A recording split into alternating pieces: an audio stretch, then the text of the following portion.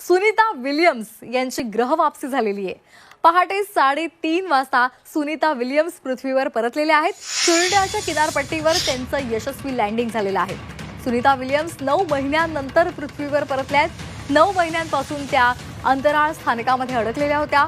फ्लोरिडाच्या समुद्र किनाऱ्यावर space x ड्रॅगनचं यशस्वी landing झालेलं आहे। सुनीता विलियम्स आणि बुच विल्मोर यांचं जगभरातून कौतुक केलं जात आहे। अंतराळ ते पृथ्वीवर 17 तासांचा त्यांचा हा प्रवास होता। आताची महत्त्वाची बातमी आपण पाहतोय। सुनीता विलियम्स अखेर पृथ्वीवर परतलेले आहेत। फ्लोरिडाच्या किनारपट्टीवर त्यांचं यशस्वी लँडिंग झालेलं आहे।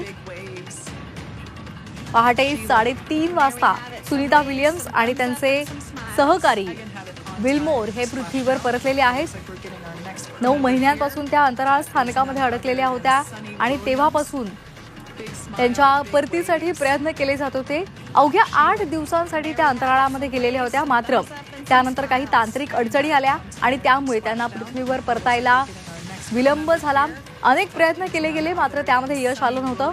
मात्र अखेर स्पेस एक्सनं पुढाकार घेतला आणि त्यांना 9 महिन्यांनंतर अंतराळ स्थानकातून पृथ्वीवर सुखरूपपणे परत आणलेलं आहे।